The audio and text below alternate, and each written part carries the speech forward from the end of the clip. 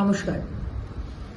আমার সমস্ত আসানসোল দক্ষিণের ভারতীয় জনতা পার্টির কার্যকর্তা ভাইরা বোনেরা এবং সাধারণ মানুষের কাছে আহ্বান করি, শুধু হিন্দু ভাই বোনেরা নয়, আজকে আমার রাষ্ট্রবাদী মুসলমান ভাই বোনেরা, আমার শিখ, খ্রিস্টান, জৈন, বুদ্ধিস্ট সবার কাছে আহ্বান করি, আজকে এই মমতা ব্যানার্জির সরকার তারা আজকে 26,000 চাকরি আমাদের মধ্যবিত্ত বাঙালি হিন্দু পরিবার, মুসলমান পরিবার, আমাদের পশ্চিমবঙ্গের নাগরিক, তাদের আজকে চাকরি চলে গেছে। যারা যোগ্য, অযোগ্য আছে কিন্তু যোগ্যদেরও চাকরি গেছে, এবং সেখান থেকে দৃষ্টি ঘোরানোর জন্য আজকে মমতা ব্যানার্জি দাঙ্গা লাগিয়েছেন মুর্শিদাবাদে, এবং জায়গায় জায়গায় উনি দাঙ্গা লাগাবার প্ররোচনা করছেন, ইনস্টিগেট করছেন।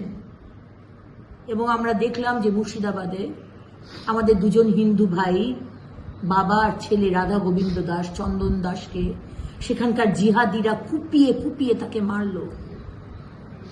এটা চলতে পারে না। আমরা ওই হিন্দু নই যে আপনি আমাদের মারবেন, আপনি আমাদের কুচলে দিয়ে চলে যাবেন আর আমরা সেগুলো সহ্য করব।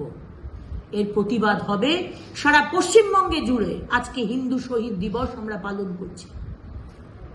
তাই আমার সমস্ত কার্যকর্তা এবং সাধারণ মানুষের কাছে আমার আহ্বান, দিদিভাইয়ের আহ্বান, আমরা এই ধর্মের রাজনীতি চাই না, এবং এই তুষ্টিকরণের যে রাজনীতি, যে আগুন নিয়ে খেলা মমতা ব্যানার্জি আপনি শুরু করেছেন, যেটা ইমিডিয়েটলি বন্ধ করুন।